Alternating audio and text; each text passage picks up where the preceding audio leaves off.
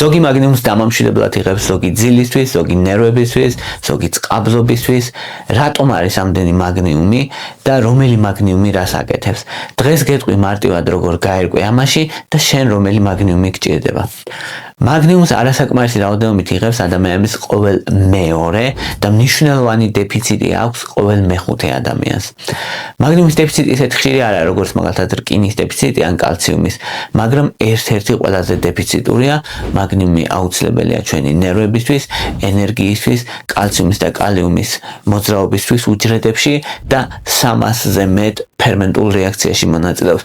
ანუ მაგნიუმი ერთ-ერთი მნიშვნელოვანი ელემენტია ჩვენთვის.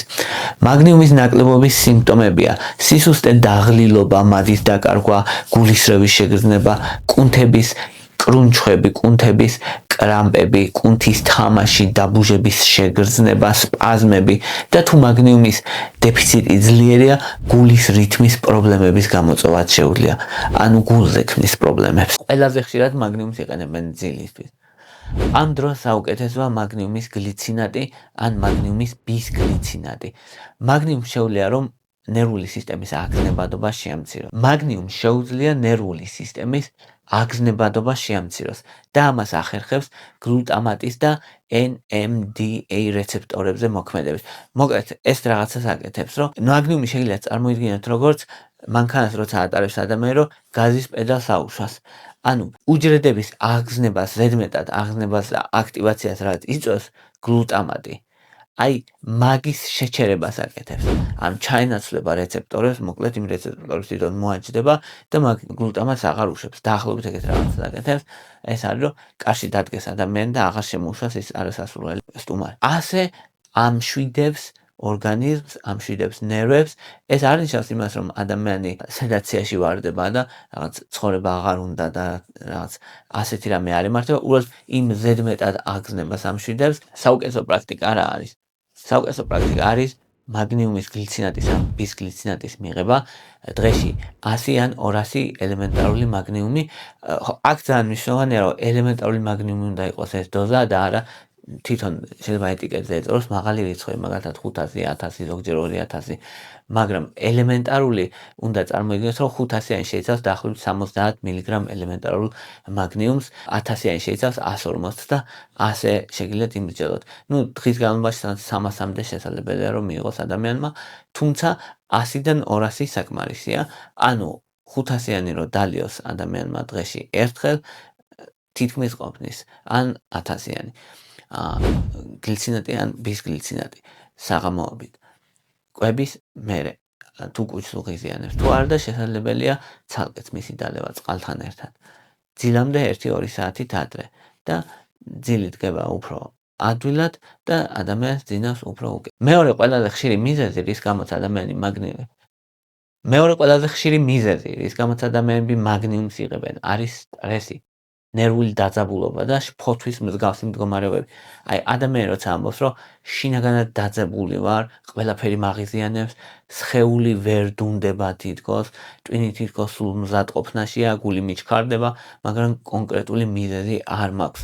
ანუ ადამიანი ამ დროს არის გადარჩენის რეჟიმში და ტვინში აქტიურდება სიმპათიკური ნერვული სისტემა, რომელიც სტრეს რეაქციის დროს აქტივდება და ეს ნიშნავს ზუსტად ეს როგორც გაზის პედალს აჭერდე, დაახლოებით ეგეთია, იმატებს ადრენალინი, იმატებს კორტიზოლი, გულისცემა ჩქარდება, კუნთები იჭიმება, ასე თქვა, ხშირდება და ადამიანი თავს გრძნობს დაძაბულად და აი ამ ზედმეტი დაძაბულობის მოხსნას ახერხებს მაგნიუმი, ზუსტად იგივე მექანიზმით, როგორც გითხარით, ნერვული სისტემის აგზნებადობას ამცირებს გლუტამატის რეგულირების გზით. დოზირება აქაც არის ელემენტარული მაგნიუმის გლიცინატი ან ბისგლიცინატი უნდა იყოს 100-დან 200 მგ-მდე. მოკლედ ძილის დროს და ნერვული აგზნების დროს ორივე შემთხვევაში მაგნიუმის გლიცინატი ან მაგნიუმის ბისგლიცინატია საუკეთესო და ეს როგორ უნდა მივხვდეთ, გჭირდება თუ არ გჭირდება. როცა ადამიანს აქვს სტრესი და ნერვები, აი ნერვებზე ვარო, რომ ამბობს ადამიანი მუდმივად სტრესში ვარო, ამ დროს მუშაობს მაგნიუმი ყველაზე კარგად და ამცირებს ზედმეტ დაძაბულობას, კუნთების დაჭიმულობას და ცალკე ახასიათებს ასევე მაგნიუმს აქვს თვისება, რომ კუნთების რელაქსაციას იწვევს, ანუ კუნთებს ადუნებს. კალციუმი არის პირიქით, კალციუმს შეყავს. კალციუმი კუნთებს კუმშავს უჯრედებში რო შედის და მაგნიუმი პირიქით ადუნებს, ანუ კალციუმის საპირისპირო მოქმედება აქვს. ამიტომ ადამიანები ვისაც აქვთ, რომ კუნთები აქვთ დაჭიმული, მაგნიუმი მათთვის ერთ-ერთი საუკეთესო. მესამე მიზეზი, რატომაც ადამიანები მაგნიუმს იღებენ, არის კუნთების კრამპი, კუნთების თამაში, კუნთების სპაზმი, ღამე ფეხებში ისეთი შეგრძნება, თითქოს ფეხი ვერ ისვენებს და ადამიანი ამბობს, რომ აი ღამე წვივი მეჭიმება, მეკუმშება, კუნთი თავისით თამაშობს, ფეხები თითქოს არ ჩერდება, დაწოლისას უფრო ცუდად ვარ, ფეხი მინდა რომ სულ ვამოძრაო. ესეთი შემთხვევებისთვის მაგნიუმი არის ერთ-ერთი საუკეთესო. მექანიზმი არის ზუსტად ის, რომ მაგნიუმი მონაწილეობს კუნთის ელექტრომექანიკურ სისტემაში და კალციუმის საპირისპირო მოქმედება აქვს მოგავს. კალციუმი კუნთს უმშავს და მაგნიუმი ადუნებს და ადუნებს მოდუნებულ მდგომარეობაში გადაყავს. ამიტომ არის რომ თუ კი გაღიზიანებულია ნერვისგან კუნთი და სიგნალი უფრო ადვილად გადადის და იკუმშება, კუნთების თამაში, კუნთების კრემპი, დაჭიმულობა, დაბუჟება, სპაზმები, დაბუჟება ცოტა სხვა მექანიზმი აქვს, მაგრამ როლს მანდაც თამაშობს მცირედით. ამ შემთხვევაში მაგნიუმის გლიცინატი და ისევ ბისგლიცინატი, ესენია საუკეთესო. შეიძლება სხვა მაგნიუმიც, მაგალითად მაგნიუმის ციტრატი, მაგრამ გლიცინატი და ბისგლიცინატი ჯობია.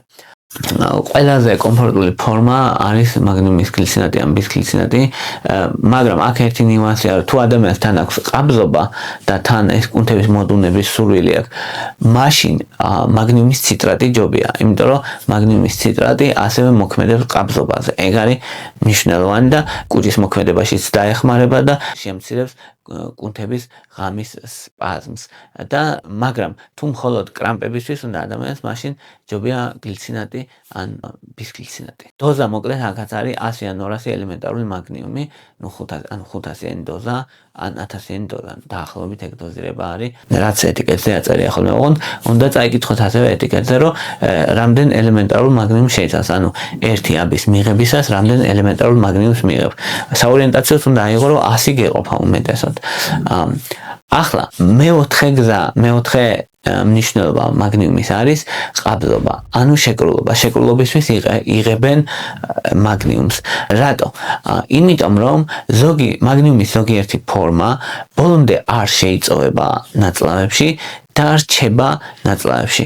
და რო რჩება ნაწლავებში, იზიდავს თან წყალს და რო იზიდავს წყალს, განავალს არბილებს და მოქმედებს როგორც ოსმოსური საფაღარათო. ანუ დაახლოებით ესეა, რომ აი თუ დაგიჭრიათ და ალბათ დაგიჭრიათ კიდრა პომიდორი, მე რომ მოაყაროთ მარილი, ის წვენს უშვებს. ხო? ანუ რა ეს წვენი საიდან ჩდება? წვენი ჩდება, რომ კიდრა პომიდორი გამოყოფს ამ წვენს. აი ეგრეა დაახლოებით, რომ წარმოიდგინოთ მაგნიუმს რომ დალევ ნაწლავებში წყალს მოიზიდავს ნაწლავებიდან და განავალს შეარბილებს. ეს წყალი მე გაიხსნება განავალში, განავალს შეარბილებს და ადამიანს უადვილდება კუჭის მოქმედება. ანუ მოქმედებს როგორც ოსმოსური საფაღარათო. ეს არის მაგნიუმის მთავარი ფუნქცია. ოღონდ აქ მნიშვნელოვანია, რომ თუ მაგნიუმს ვამ როგორც ოსმოსურ საფაღარათოს, მაშინ წყალიც უნდა მიიღოს საკმარისი რაოდენობით, თორემ ამ წყალს მაგნიუმი ორგანიზმიდან წამოიღებს. ამიტომ წყლის მიღება არის აუცილებელი. ამ დროს გამოიყენება სამი სახის მაგნიუმი: მაგნიუმის ციტრატი, მაგნიუმის ოქსიდი და მაგნიუმის ჰიდროქსიდი. ერთ-ერთი ყველაზე ხშირად გამოყენებადი არის მოკლედ მაგნიუმის ოქსიდი, რომელიც ძალიან მცირე რაოდენობით შეიწოვება, ანუ მაგნიუმსაც იღებ მცირე რაოდენობით ოღონდ და თან მოქმედებს როგორც საფაღარათო და შეკრულობის საწინააღმდეგო, მაგრამ ისეთი ძლიერი არ არის მაგნიუმის ოქსიდი, როგორც მაგნიუმის ჰიდროქსიდი. მაგნიუმის ჰიდროქსიდს ეძახიან იგივე მაგნიუმის რძეს და იყიდება პირდაპირ და ეგ თითქმის უტოლდება წამლების ეფექტურობას. ამიტომ ყოველდღიური საკვები დანამატი არ არის. თუ კუჭნაწლავის მოწესრიგება გინდა ხანგრძლივი დროით, მაშინ მაგნიუმის ოქსიდი ჯობია ან მაგნიუმის ციტრატი.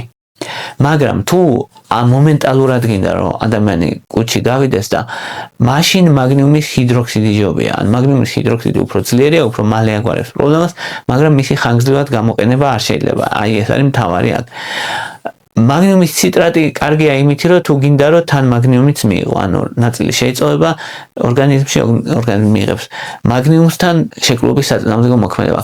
მაგნიუმის ოქსიდიც შეიწოვება, ოღონდ ბევრად ნაკლები შეიწოვება მაგნიუმის ოქსიდა, მაგნიუმის ოქსიდის გამოყენება შესაძლებელია ხანგრძლივად. ამით არის მნიშვნელოვანი. ახლა თუ ადამიანი იღებს მაგნიუმს, როგორც საფახარათო, სასურველია რომ მიიღოს ძილამ საღამოთი მოკლედ რა, იმიტომ რომ შედეგი დგება ხოლმე ან რამდენიმე საათში, ან მეორე დილით. არ აქვს მნიშვნელობა, რომელს მიიღებს, შეიძლება მაგნიუმის ოქსიდი, მაგნიუმის ციტრატი თუ მაგნიუმის ჰიდროქსიდი, შედეგი დადგება რამდენიმე საათში, ან მეორე დილით, ამიტომ საღამოთი. ასევე მნიშვნელოვანია, რომ თუ ხანგრძლივად იღებ მაგნიუმს, თირკმელები იყოს ნორმაში, რადგან თირკმელები წმენს ორგანიზმს ზედმეტი მაგნიუმისგან. თუ ზედმეტი მაგნიუმი იყო, თირკმელმა უნდა გამოიტანოს. თუ თირკმელი არ ფუნქციონირებს ნორმალურად, შესაძლებელია მაგნიუმი დააგროვდეს და გამოიწვიოს სისუსტე, გულისრევა, დაბალი წნევა, ძილიანობა, გულის რითმის დაარღვევა და მძიმეს შემთხვევაში უფრო სერიოზული პრობლემებიც კი. ამიტომ თუ კი მაგნიუმს რეგულარულად იღებთ, თირკმელის სერიოზული დაავადება ადამიანს არ უნდა კონდეს.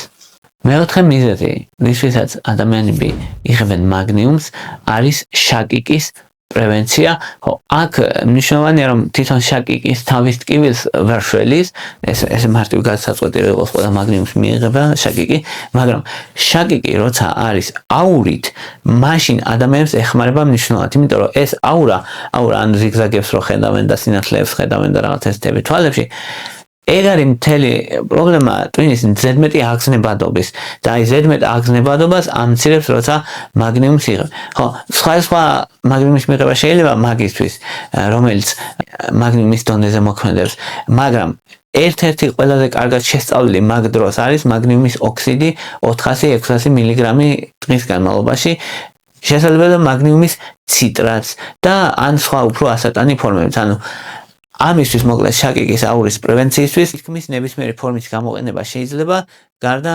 მაგნიუმის ჰიდროქსიდისა, რომელიც ხანგრძლივად არ შეიძლება მისი გამოყენება. ხო, დაახლოებით უნდა მიიღოს 100-დან 200 მაგნიუმის ელემენტარული დოზა ადამიანმა ელემენტარული მაგნიუმი, როცა შაკიკის პრევენციისთვის უნდა და ესეც საღამოობით და აქ არ უნდა ქონდეს ადამიანს რა თქმა უნდა იმედი რაღაც ეხლა დღეს დალევს და ხვალ შაკიკი აღარ ექნება, არა, რამდენიმე კვირა ჭირდება იმისთვის, რომ მოქმედება დაიწყოს მაგნიუმმა უნდა მოაძნოს ეს ნერვების ზედმეტი აგზნებადობა, დაამშვიდოს ნერვები და აურების რაოდენობა და შაკიკების შეტევების რაოდენობაც ნელ-ნელა მცირდება. და მეხუთე მიზეზი, რატომაც იღებენ მაგნიუმს, ეს არის ტვინი, იმისთვის რომ ტვინს დაეხმარონ, მეხსიერება გააუმჯობესონ, მეხსიერების დაბინდვა, გონების დაბინდვა, ზოგჯერ ადამიანები უჩივიან და ამბობენ, რომ აი რაღაც აღარ მიმუშავებს ტვინი ისე როგორც მიმუშავდა რაღაცა და ამისთვისაც იღებენ ხოლმე მაგნიუმს. მაგნიუმი ტვინისთვის ნამდვილად საჭიროა. ეს არ ნიშნავს, რომ რაღაც მეხსიერების აბი არ არის, ან ჯადოსნური აბი, მაგრამ აუცილებელია ბევრი პროცესისთვის მაგნიუმი, მათ შორის ენერგიის წარმოქმნისთვის, ნერვული იმპულსების გადაცემისთვის, კალციუმის და კალიუმის მოძრაობისთვის და ნერვული სისტემის უჯრედები რომ ზედმეტად არ იყოს აგზნებული. ხო, აი ეს როგორც ტვინი წარმოიდგინე როგორც ელექტროქალაქი, სადაც არ არის საჭირო ძალიან ზედმეტი გადანათებაც, იმიტომ რომ შეიძლება დაიწვას და არ არის საჭირო არც ზედმეტი ჩაქრობა და ამისთვის რომ იყოს კონტროლერი, რომელიც ზედმეტ შუქებს აკროვდეს, მოკლედ სად დაინახა ზედმეტ სინათლეს აკროვდეს. დაახლოებით ეგეთ რაღაცას აკეთებს მაგნიუმი ამ შემთხვევაში. სპეციალურად ტვინისთვის არის შექმნილი მაგნიუმის ფორმა, რომელსაც ეძახიან მაგნიუმ L-თრეონატს. ხო, ამ ფორმის უპირატესობა ის არის, რომ თავის ტვინში ადვილად აღწევს. ოღონდ ისიც უარყოფითი მხარე ის არის, რომ უფრო ძვირი ღირს და აი მეხსიერებას აუმჯობესებს და ოღონდ ეს მაგნიუმ L-თრეონატი გაიდლაინებით დადასტურებული არ არის, რომ თქვათ რაღაცა განსაკუთრებული მხარდაჭერა აქვს, რომ სხვა მაგნიუმებისგან დიდად განსხვავდება, არა, მაგრამ ტვინში კონცენტრაცია უკეთესია და შესაბამისად ცნობილიც არის, რომ ტვინისთვის უკეთესია ვიდრე სხვა მაგნიუმის ფორმები, მაგრამ მაგნიუმის ციტრატიც და მაგნიუმის გლიცინატიც და მაგნიუმის ბისგლიცინატიც გამოდგება ამ შემთხვევაში თუ კი იაფიან ალტერნატივას ეძებს ადამიანი. დოზირება ისევ არის 100-დან 200 მგ ელემენტარული მაგნიუმი დღეში.